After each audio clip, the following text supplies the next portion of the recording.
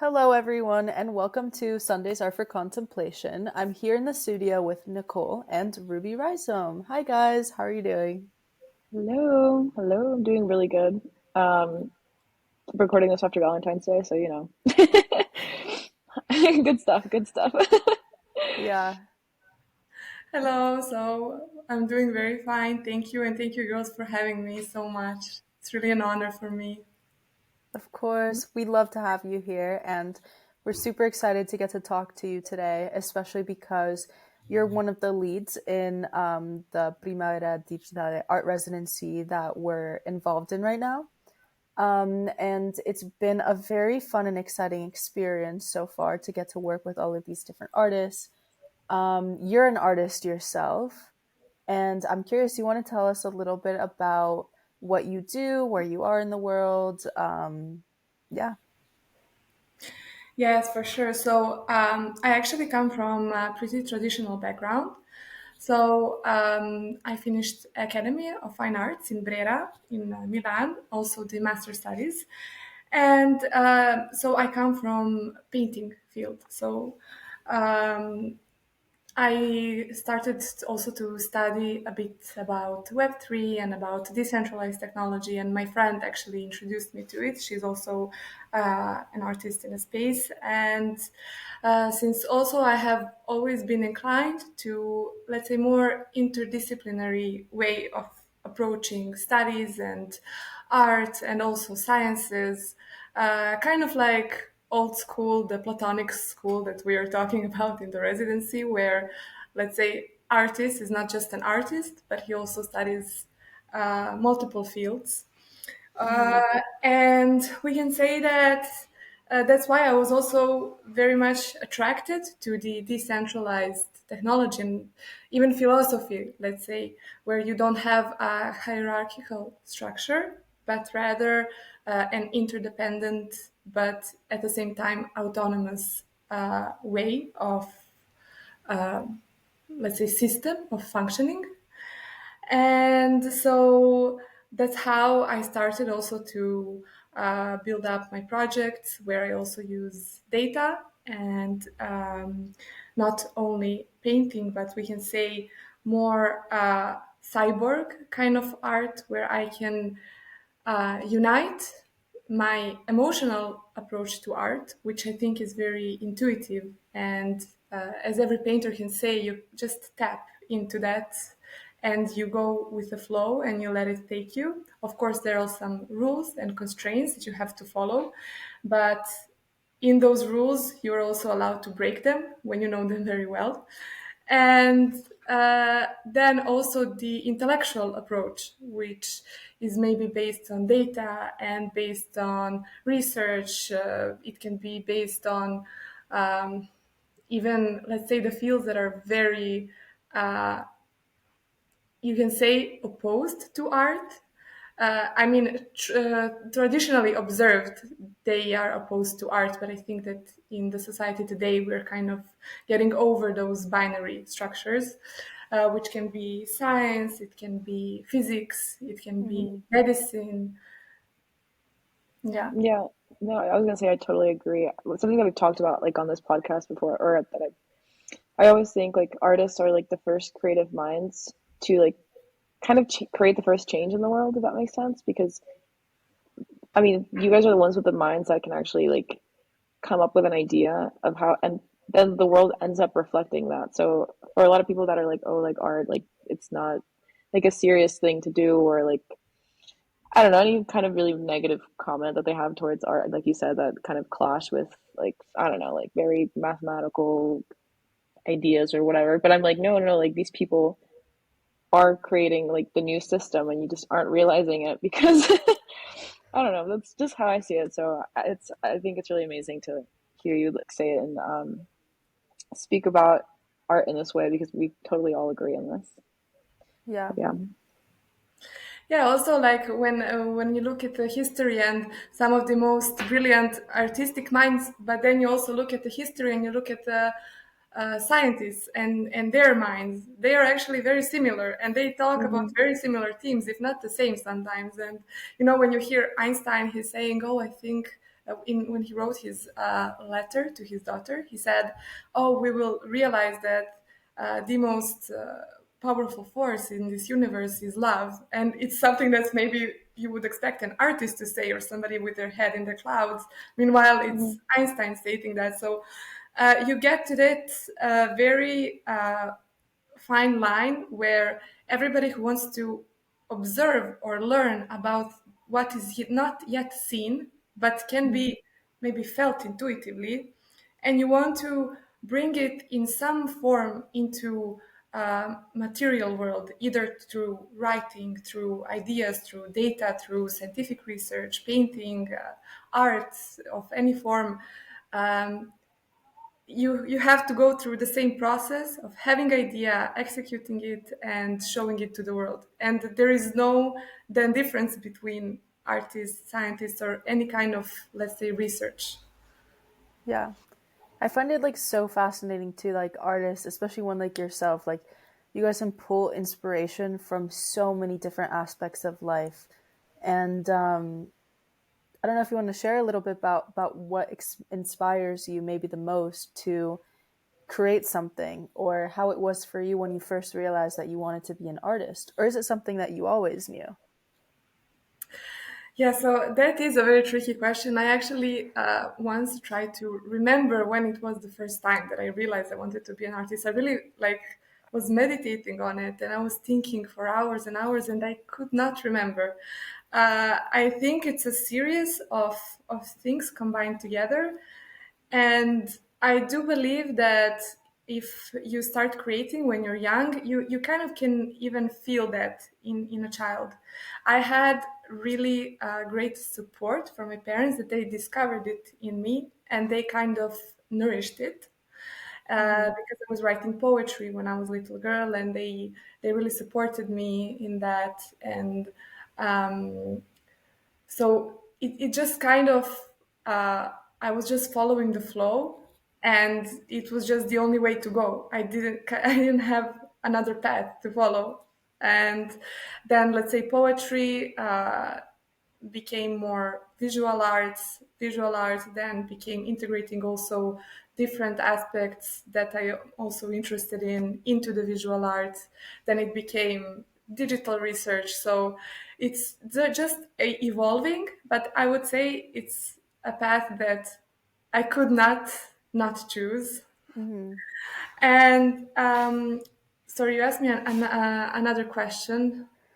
I think it's about where you draw your inspiration from, because you're naming so many different like beautiful things, and I'm curious as to for you, do is it something that like when you want to create something, or when you were, for example, writing poetry as a little girl, was did you see something that inspired you to create, or was it like you're just like la da da, like I'm doing this and it's already happening, you know?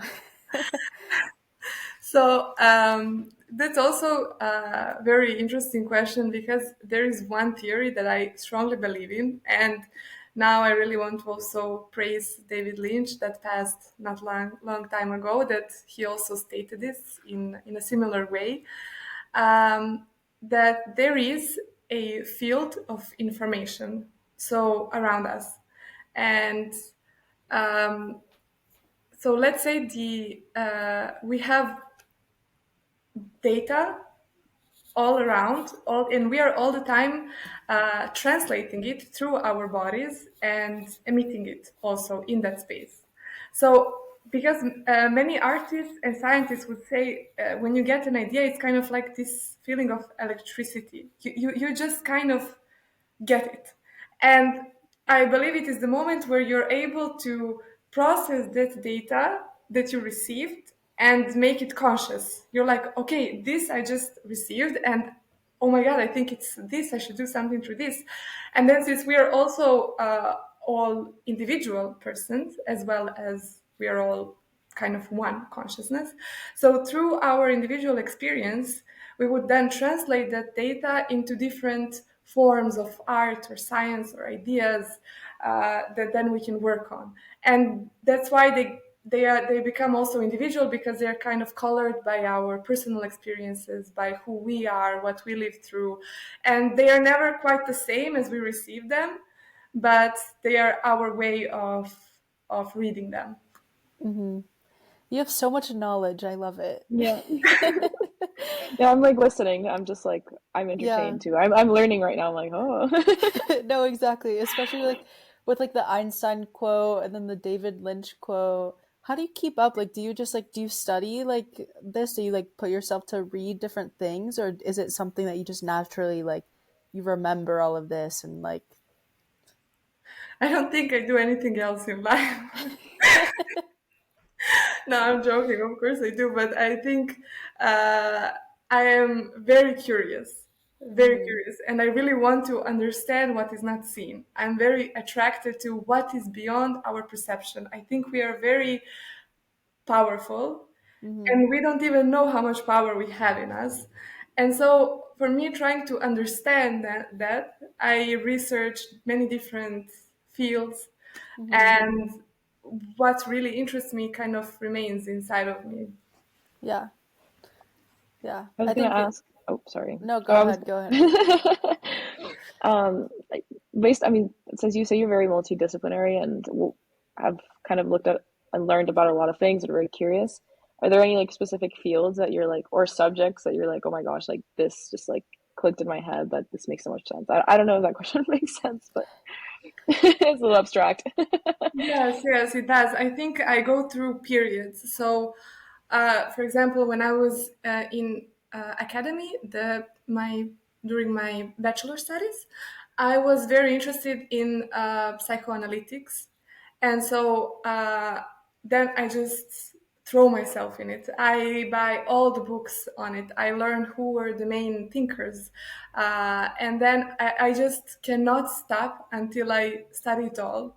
And then I wrote my bachelor's, how do you say, Thesis? thesis, Yeah. exactly, on archetypes, let's say the Jungian archetypes Mhm. in also contemporary art. So how do we receive symbols, and how do we our subconscious mind perceives them, and then we translate it through art. Many times, also subconsciously, like artists use certain archetypes and symbols that they're not even sure why they're using them, but they really do have some cryptic, deeper meaning that Mhm. our subconscious mind knows, but let's say the Mhm. conscious mind didn't translate it yet. So, Yeah. and then I just went and I studied that topic until basically there was nothing else to study. And then I started being interested in something else, so I do the same. So it just goes on and on. And there is so many things to study that you know that in one lifetime you will never be able to finish them all. And this Mhm. kind of frustrates me. So Yeah. And I want to, Yeah. I'm curious, can you tell us a little bit more about like the whole symbolism thing? Like, what do you think? I can't think of an example right now of a symbol that an artist would use that he doesn't know, but like our mind just subconsciously kind of knows. yeah, so that is very interesting when you go and you study the symbols that are used, let's say, in different cultures. Mm-hmm. And this is the question that I even don't have an answer to, because it's beyond what I can understand, is that in the same cultures, in the history, you would have the same symbols appearing in completely opposite sides of planet. Mm-hmm. So, and it was not like you can take a plane and just go there. It was during the time when, let's say, technology, we had nothing. So I'm really speaking about the prehistory, and you would have the same symbols appearing. That's why also even now in today's cultures we have the same symbols maybe that existed during those times. And how were they able to use the same visual symbols? I don't have a different answer than shared consciousness, or Mm-hmm. shared through this field of information. We just download. I don't have another answer. It's incredible. Yeah.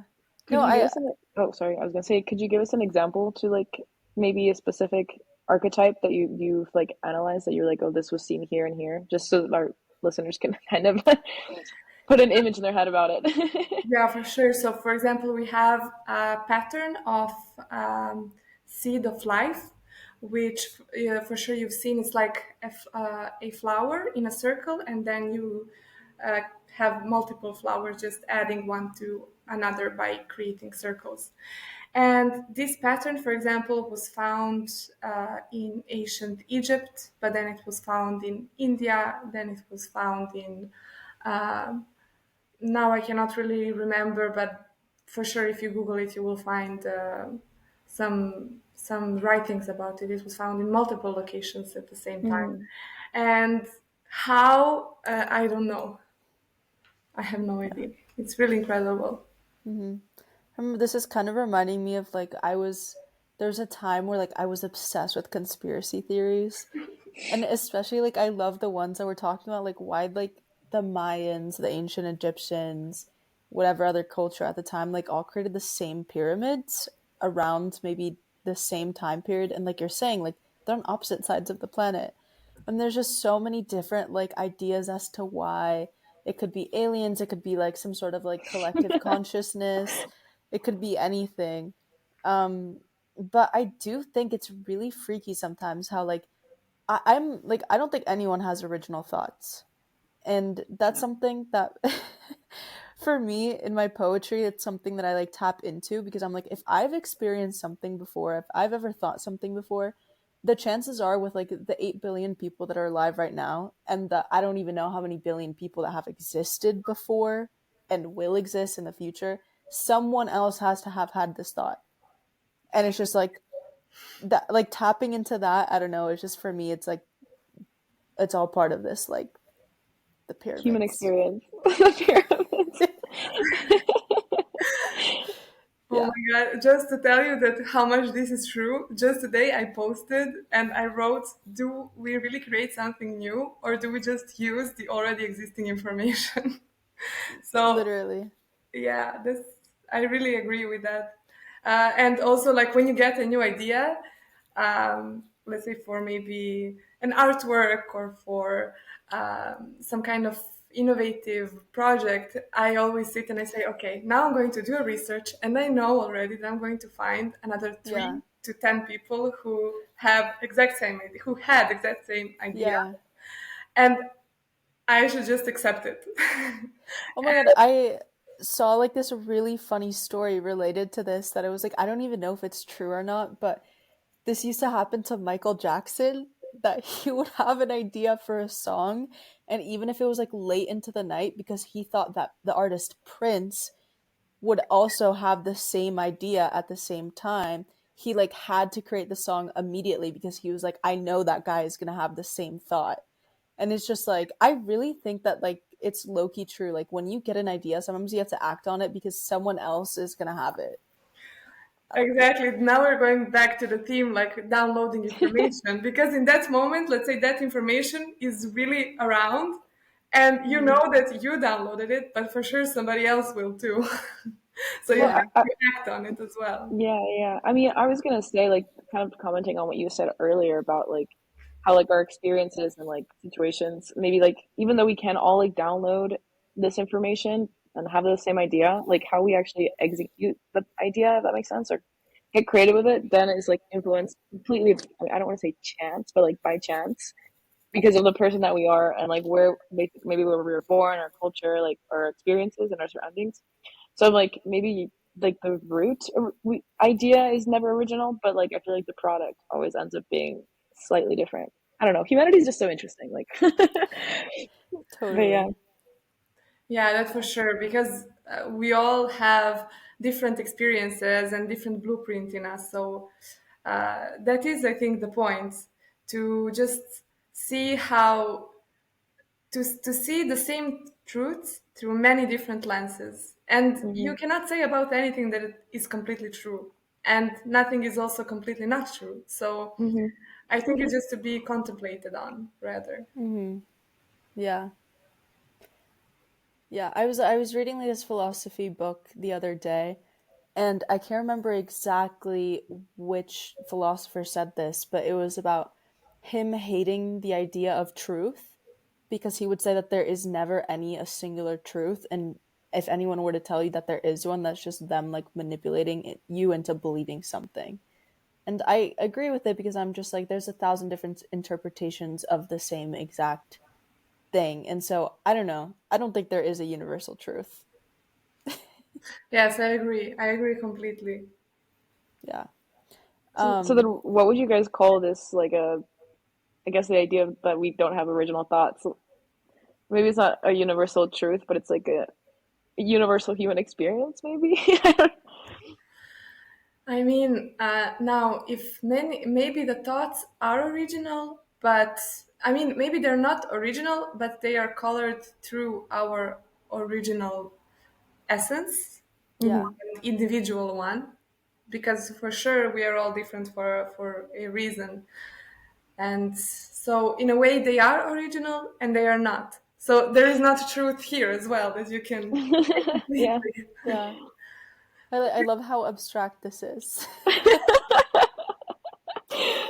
Yes, I Yeah. mean, that is also what I really aim to research through my art is um, I think that with post-humanistic thought, which kind of goes beyond dualisms. So we had this anthropocentric point of view uh, where we would divide everything into two. So we would polarize humanity, technology, human nature, um, man, woman. So you would see also science, art. You can also say about that. So you would see everything divided.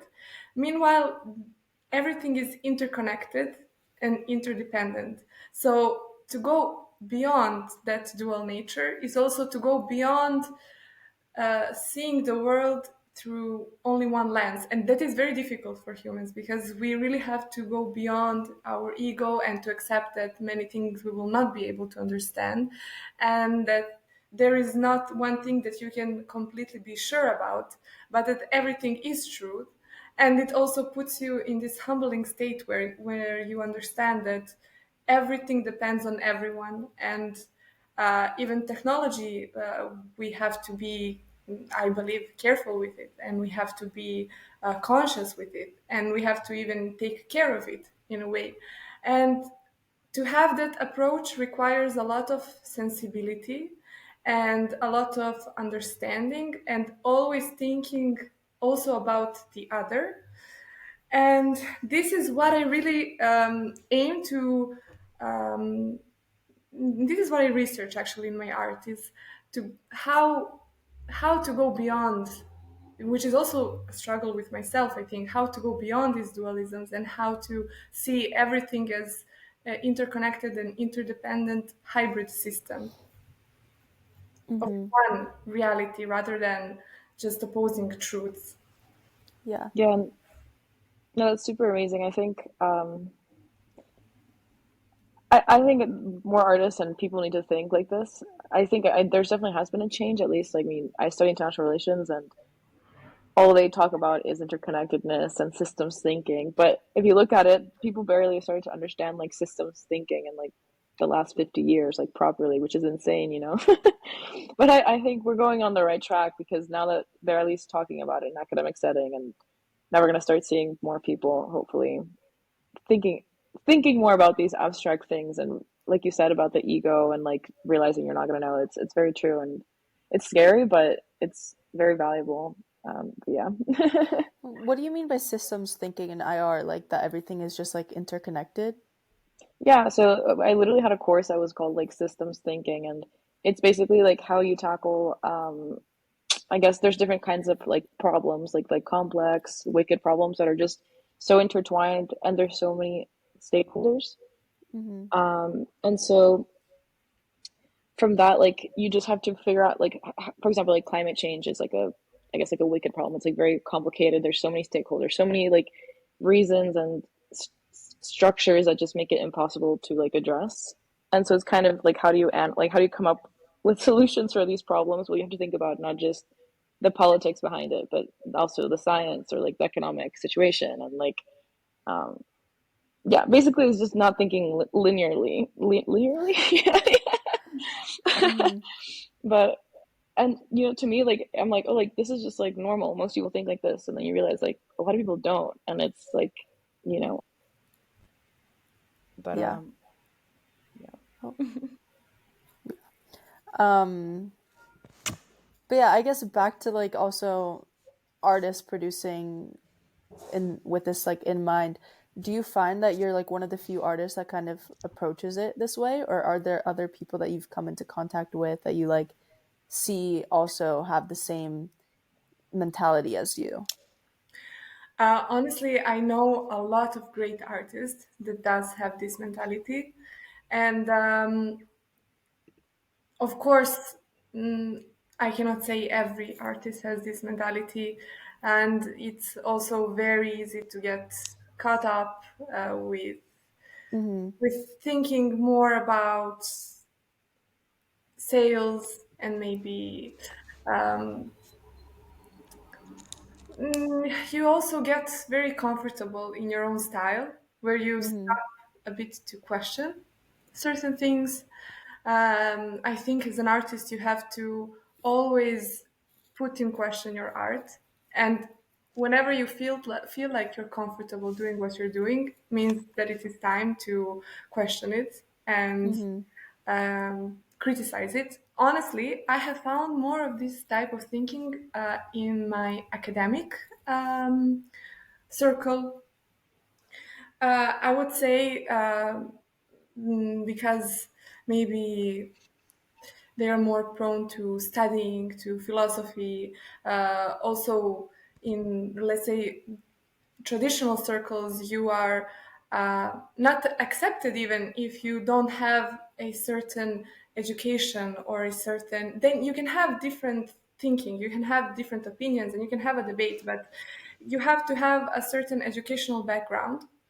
Mm-hmm. But I think Web3 is a bit more immature as a space. I think it's growing. There are many artists who have very strong foundation. I met a lot of them, and I'm very happy to have met them, and I'm getting to know them uh, with time. I just think it needs a bit more time to grow. And we can see now there are already galleries, curators, structures. Collectors are more educated. We can see also a lot of collectors being more and more selective about what they buy, why they buy it, studying on artists, not just buying maybe something because they think they will be able to resell it for more. And so I just think it's a matter of time that for that space to mature, because also it's quite new and Mm-hmm. it requires a bit of time. But yes, for sure. I just yesterday I was reading Olivier Bodini. I don't know if you're familiar with his work. He's a generative artist, and Mm-hmm. I really enjoy his work. He's also a scientist, and yeah, he has this approach. Yeah. And I wanted to ask you to talking a little bit about the residency that we're all involved in. What is it like to also come together like every week and talk to other artists who maybe have different approaches and just have like a common space for philosophical discussions, talking about our creative processes? Is it something that you're used to with, like, for example, your time in your academy or in your formal training, or is this something new for you? So yeah, for me, I'm used to it because of my academy. Of course, then you have a lot of contacts that remain. You have uh, full circles of traditional art in your city where you're at, and you're meeting all the time in real life. But it is the first time that happened to me within the Web3 space, which is very valuable. Mm-hmm. Which is where I spend every day a lot of time. You know, you spend it on Twitter, and you know a lot of these people, but you never talk to them. You don't have, you never have the opportunity. And I think this was great. This is great experience because of that. A lot of artists that I really admire and that I follow for a long time are now in call on Sunday with me. And this is, I mean, all of us Mm-hmm. together. And this is really, really important. It is very beneficial. And it brings a sense of community, a real community, sharing opinions, even criticism, constructive Yeah. criticism. It is necessary for artists. Mm-hmm.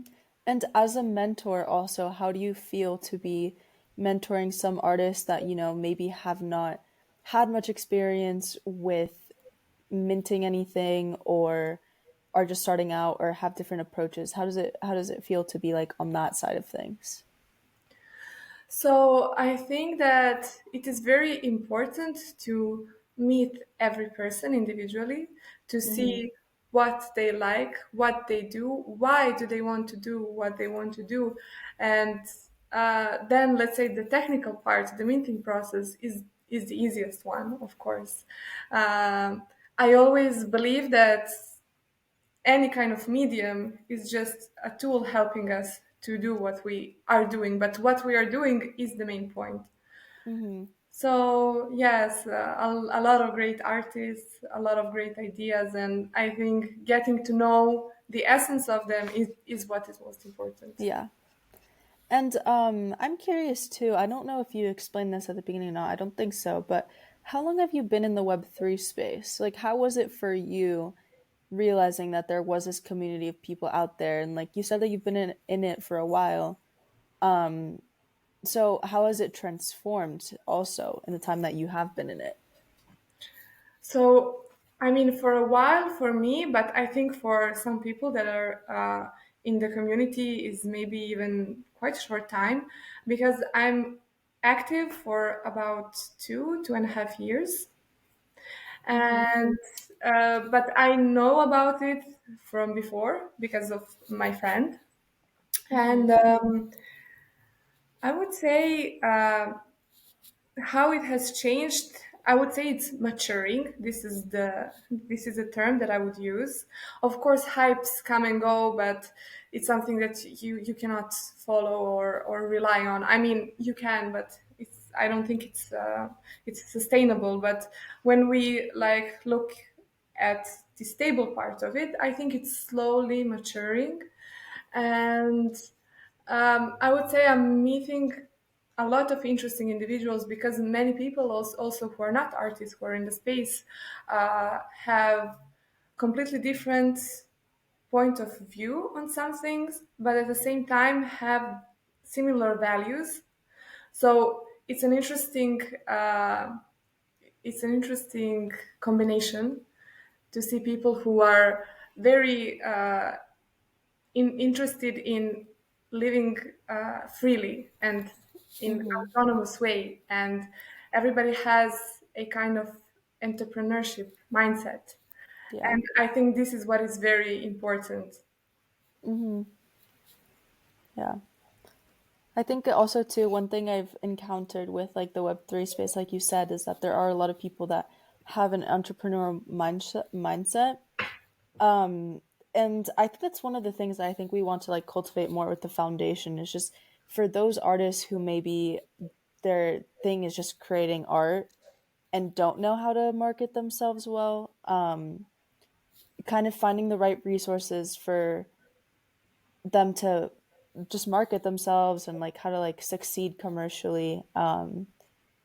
I honestly, what is your opinion on that? On like how to succeed commercially as an artist? Oh, you have to be very grounded. You have to be very aware. And sometimes for an artist, it's a difficult thing to do because we are very much abstract and in the air. And Mm-hmm. in fact, I know a lot of my, also in traditional scene, a lot of great artists, great, like, um, I would say the percentage of people who can do what they do are very little, but they are just completely immersed in what they do and they have no idea how to put themselves out there. They have no idea how to connect, how to show. And now when we finish academy, I don't see them anymore. They are maybe doing some random job that they Mm-hmm. of course don't love, and I'm like, but you're a genius, you know. And it hurts so much, which is Yeah. why I think it is very important to also have the third parties, which I know that many people from the space are like against them because, oh, but that is not the point of this space. But I think it is a point for many people. You know, there are people who are better in marketing and they are Mm-hmm. good in verbalizing and um, presenting the work, not from even from other people. They just have this talent. And Mm-hmm. why don't you just create what you create and you can leave it to them? Yeah. I was gonna ask about, well, yeah, like traditional, there's like galleries and art dealers and stuff. So like I agree, like for some people it's that are some artists that are very into their work, and that's it. Like they shouldn't. I agree, they shouldn't have to be worrying about trying to sell their work and sell themselves. But I kind of wanted to ask more, maybe like how do I say this? Like artists and like I guess third party relationships. How do you see them like evolving? Because at least like how I've seen sometimes the art world, it's a bit exclusive. And I feel like when artists do kind of go through these third parties, like the way that they kind of market themselves is exclusivity, whether it's like cultural or like financial or whatever. It's like kind of, I mean, maybe that's just how it is, but I don't know. I feel like with Web3 and like the artists kind of sometimes, I don't know. I don't know where I'm going with this question. My own brain is getting confused, but I guess it was more of the sense of like, is this does this exclusivity like exist? I mean, I say yes, but maybe you have a different opinion. And if like so, is it something that we should change, or is it something that can is sustainable in the long term? Can you just explain to me a little bit more what do you mean by exclusivity? Yeah, so I mean, right now, like I've worked at like an art fair, and it's been great, but I do like feel like sometimes like the from what I've like spoken to artists, I know like for them it's very important to obviously sell the work so they can live off of their art. But I think someone connecting with their artwork and actually like having an experience with it, and whether it's like an intellectual or just a cultural experience, is like very important to them, right? And so sometimes I feel that in these third party spaces they kind of create this exclusivity where if you're not like going to spend a ton of money or become like a collector or something, you can't even like participate so or be part of, like I know I have a lot of friends that won't go to art galleries because they get treated badly because they're not going to spend on the art, but they're still there trying to appreciate it, right? And so I think I mean for me it's just again thinking in my political brain, like art is very important in kind of inspiring different ideas in people, and I think it's a great tool and kind of I would say bettering society. And so for me sometimes I also struggle with like this third party system because sometimes I feel like it's too they the market itself that they create is way too exclusive, Mm-hmm. and they don't want to share the ideas of the artist. And I'm like, it's kind of, at least in my head, it goes against what artists would want to originally have, but maybe that's not the case for everyone. So this is kind of what I meant by like the third party like exclusivity. Yes, Yeah. yes, I understand. So, for sure, I think the traditional galleries, there is a sort of exclusivity. I agree with you. But I also think that traditional galleries, many of them, are losing the power.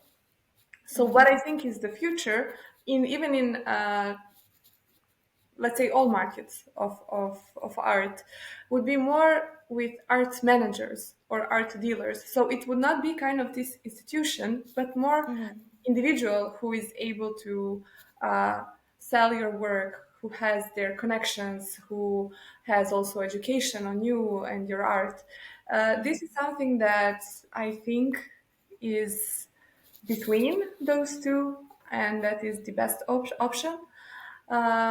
Of course, the best option I think is if an artist can manage to be their own seller and marketer and everything, but you have to have a lot of skill set and a lot of time to dedicate to that because you're kind of you have your own little business that you have to run. So, but I mean, I saw a lot of galleries, and I've just been to Bologna Art Fair, where people are very open to talking, and I think there is also a bit of prejudice Mm-hmm. towards traditional art market. I don't think it's that exclusive as it is represented. I think it's more the idea of it than it actually is. Yeah. Well, yeah, what I was going to say about that is I don't think it's, well, I guess it is competitive when you are in like the market as an artist or collector or whatever. I mean, like like exclusive more towards people that maybe aren't in the art market, but would still, you know, want to be like maybe buy an art piece for like their home or something. Like maybe they're not the most like up to date about contemporary art or like the significance of a certain piece or whatever, but they still can appreciate it and want to learn from the art or potentially buy it. And I feel like sometimes like these environments kind of do, like you said, like it's when it becomes very academic, what you were talking about earlier about how the Web3 space is not academic enough yet, but it's going towards there. But I do feel like sometimes it kind of, this academia is amazing and it's great, but sometimes it can create like barriers and bringing more people to learn about it or wanting to participate in it. And that's kind of like, I don't know, this is like where my brain like struggles with with the traditional art market and just, I don't know. Yes, I agree. You mean it's kind of like you have this intellectual elite that is created, and you're like, if you're not one of us, you cannot enter. I understand. I understand your point, and for sure there are. But I think those are the generations maybe of our parents who had this kind of old school really approach to small elite circles. I think that is changing a lot, and I think we will see that changing in the next 10 years a lot. Young galleries who represent young emerging artists are also people maybe a bit older than us but more or less our age.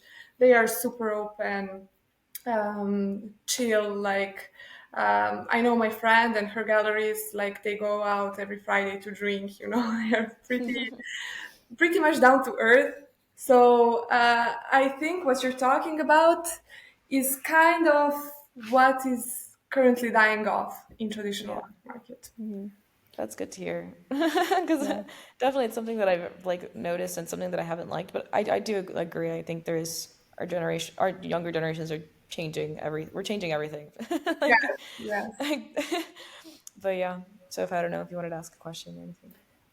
No, honestly, like I've been loving to hear both of your thoughts on this. I think it's like definitely as Web3 evolves as well. Something that I was thinking about is like the whole purpose of like the middleman, right? Like with the Web3 or what we have right now in the space is so great because of the fact that you don't need to include the third party in order to sell yourself. But then for some people there is a problem that they don't know how to sell themselves. And so I think that we're going to see how like the traditional art world and the Web3 art world right now, I mean it's already happening, but like they're going to intertwine because there still is going to be like a certain sector of people that maybe don't want to market themselves, don't know how to. Again, there's going to be like art advisors or dealers or whoever it is that knows clients who want digital art pieces. And then as well too, I think just kind of like thinking on a more like business aspect of things, like as technology improves, like we're going to see maybe like for example a lot more high-tech screens, or like everyone has a television in their home, so maybe people start to like kind of project art pieces. Some televisions already do that, but like they get like NFTs, like artworks that they own, and they can like present those in their own homes in a beautiful way. And it's just like I'm thinking too, like how it's gonna be like more for everyday common use. Like right now, I think the community is so small, but I think it's like everything is gonna combine and just like it's gonna become more accessible for everyone. But yeah, I also do think like with academia, with the art world too, this sense of like I don't know exactly how to describe it besides how you said it, like exclusivity. Um, it has both positive and negative effects, in my opinion. I think the positive effects is that people respect it a lot more. Like you need to somehow, at least like with science, like for example, or like academia, be respected so that people also trust what's being put out more. And I think with art, it's a little bit interesting though, because it's like there There's no are certain, data. Yeah, there's no yeah, data. It's just it's all like your opinion. Well, not your opinion, but a group of people's opinion. They're like, this is what's cool and this is what's trending and this is what like is gonna sell a lot, you know. And it's all just, oh yeah, Yeah. So exactly, just a positive and negative effects, and I think it's just gonna be like I have no clue what the future is gonna hold. um, I mean, no one does. No one no does. one does. No one does. That's the beauty of it. Yeah. But I think also like kind of like what we're doing right now, all of us engaging in the community, kind of like constantly checking our pulses to see that we're heading in the right direction. For me, that's what matters because I think it's about creating intentional spaces. And when it first started, people liken the Web3 space to like the Wild West, right? Like there was no rules. But as I've come to like talk to more people and be more active in the space too, I realize that like there does exist a sort of social contract. You know, there's codes, and some of them might be subtle. Sometimes you might learn through trial and error. But like I think as we're kind of this community evolves a bit more, people are kind of starting to instill certain norms and behaviors, and we're all like kind of learning it definitely through experience rather than like being like this is how you need to act in this art community, you know. So Yeah, I mean, it's. I think that's why it's so special. It's getting like built by us for us, you know. And it's kind of, yeah. Maybe there's not necessarily like you said, like very explicit rules, but we just kind of all start accepting little norms. And I mean, again, like exactly, like we're changing what the traditional art market kind of did. I mean, like you said, the very very traditional elite market is kind of dying, but we're also kind of doing something new with it, and it's exciting. Yeah, you're right. It's very exciting to see what happens, and um, we will never know. Can't predict the future, at least not yet. Maybe there's an algorithm that will be able to predict it, but eventually. yeah, But yeah, no. Let's get back on the topic about the residency because we're going way too abstract and yeah, see this happens sometimes. This happens sometimes. We're I just love it though. Like Sundays are for contemplation. yes, they are. But Exactly. yes, they are. Yeah. So I wanted to ask you, okay, well, this might also be kind of like abstract-ish, but or I guess you're very knowledgeable, and I think you probably know more about anything than I ever will, Ruby. But so I'd be surprised if you didn't already know anything new. But was there anything that has been spoken about or shown in like the residency that you've kind of been surprised or like inspired by, like something that really like struck a chord with you that you were like, wow, I just did not think about it at all? Like, has there been an instance like that? Yes, so for sure, I think what is the best about this residency is that we are really going to restudy some very old concepts that were developed during the Renaissance and even before, let's say, the Greek and Roman schools, and we are interpreting them with our contemporary minds. So what I really found interesting is how different artists uh, interpret and the readings that we have gone through that are very philosophical and how do they approach it now. But then also it's very interesting how it's not so different to how maybe artists of that time were approaching them. So I think what is very interesting is just how visually it maybe can differ in art, but how our minds maybe have the same way of processing things. Going back to our you never have an original thought situation.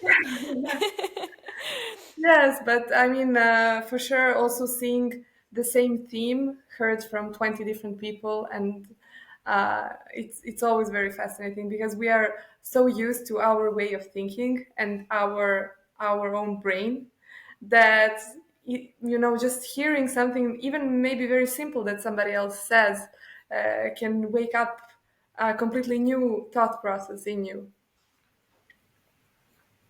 I know, yeah. I kind of wanted to also ask you, I mean, since you are, well, working with us to make this residency possible, I I don't know if maybe you would. I mean, I hope you've enjoyed working and that we're doing this well. I mean, it's our first art residency, but I kind of wanted to see if there was like an ideal design for like an art residency experience. Like, what would it look like to you? Like, would it would this system work, or what other ideas would you think would be better? Like, what would be like the best way to get artists to just like thrive like in a residency? I think when we go in IRL in Florence, we are going to really see the benefits of what we are doing now online. So I think that this question would be best to answer after the whole experience, because I think it's still going to develop and it still needs time to show the benefits of all of this. Uh, so then we can think about it, and for sure, like this is the first thing that you guys are doing, and I'm very grateful to be part of this, and to also learn from you and to work with you. And for sure, we are going to see after we're done what can be maybe worked on, what can be a little bit different. We can speak with artists directly, each one of them, and see their feedback, but get them to be really honest. and But I think it's going amazing, and I think it's really going to be completed like you putting the little crown on all of this when we all go together in Florence and meet then in person and speak all about we have spoken, like summarize it, and yeah. And so, if there's like one thing that you wish for like the residents to like take out of this residency, what would it be? Like I guess like your ideal like goal to like transmit to them to be like, this is what I want you guys to learn and like go forth in your artistic journey. Is there something like that? I think it's not maybe one thing. I think it's everything together when it's summed up. Kind of like this little chain of cause and effect. You get small cause, like, or you get little stairs, and then you climb them, and you see you have climbed, I don't know, 100 stairs. And I think that's the point. Every single step, also the connections between artists that are going to be created, between artists and collectors, and how maybe this can even impact their art in the next 2 years. It's incredible how many small things can influence in a large scale your life. So, yeah, The butterfly effect of this residency is going to be really, really cool to see. yeah, I really feel that. Yeah. I know I'm very much looking forward to also just being in Florence with everyone. And you're going, right? Yeah. To Yeah, she's one of the directors for the Yeah, okay. of course I know, so. I just like of course, sorry. I like in my head I can't keep track of it. My bad. Like we literally do have meetings about that. Every day I'm going to be there with you girls. Yay. We have more Um conversations about this. And yeah, exactly. I just think it's also just surreal that like I don't know exactly how many of the residents are actually going to be there. There's definitely like a group of people who are going to be there. But it's just like one way about like for the listeners if they don't know this, like how the residency is set up. It's like we're divided into like four cohorts, just reflecting like the neighborhoods of Firenze. And I kind of already feel like a little sense of competition, healthy, positive competition, of course. But I'm just like, yes, like I want my group to be there. Like I want to beat you guys. And it's just like there's no way to beat another group. Like no, we always tell them like, guys, we're the best group. We're gonna win. There is no competition, but there's there no is. winning. I never said it to my group. I kind of feel bad now. I'm going to send a message after this call, guys. We are the We're best gonna group. win. We're gonna Yeah. win. Yeah. No, because We I'm should do so that. sure too. Like Sin and like who's leading the other one, Kay. I think I so feel like they have that competition in Oh, them too. 100%. like from when I spoken to them, Yeah. they're just like, yeah, like my group is doing really good stuff, and then I'm like, well, our group is doing even better things. Okay, actually, so we need to combine forces. We're gonna combine forces. It's our groups versus them. If either of them listen this far into this episode, just know we're coming for you. I agree. Now they cannot win for sure. Exactly. I'm not sure what we're winning, but We have to actually like figure out something now that we are sure that we're going to win. We have to find what we win. Yeah, we and should like this. make every. I was gonna say We we should should do make a. the Sorry. artists play the game that the four neighborhoods play. No, that's too violent. Maybe we could do something artistic with it. Yeah, I think we should like do. I kind of want to like prank Sin and Kay when they're in Florence. I don't know how, but we should do it. Oh, we can have a meeting on that separate one. Yes. I'm dumb. Yeah. But Oh okay, my gosh. I see as we are approaching the hour, we should wrap up our thoughts here. I don't know if you guys have any final things that you want to discuss, add in. Yeah. For me, I just wanted to thank you again for having me, and thank you again for this amazing opportunity and for the residency program. I think we're really doing an amazing job, and as I said, we're just going to see what is this going to bring us actually in the artists and also the whole community. And I'm sure it's just the beginning. Yeah. Well, I want to thank you for actually coming on here and having this wonderful episode with us. I love your enthusiasm and genuinely like being able to talk to you is so fun because you are very knowledgeable and it's so exciting to hear like all of your little bits and pieces. I love it so much. So, yeah. Yeah, Thank you very you're much. literally like my girl crush now. Like, Thank you very much. I'm like low key in love with you. Your brain is so cool. Like, and I love Yeah. just like the way you speak about things. Honestly, like you were like, thank you for this opportunity. Like, no, like thank you for the opportunity for us to talk to you. Like, we. Oh, thank you. I'm really Yeah. shy right now. Like it's happy Valentine's, Happy everyone. Valentine's Happy Day. Valentine's. This is real love right here, guys.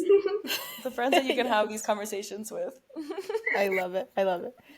All right. Well, thank you everyone for listening in. Have a great Sunday and wait and hope. Wait and hope. Wait and hope. Bye.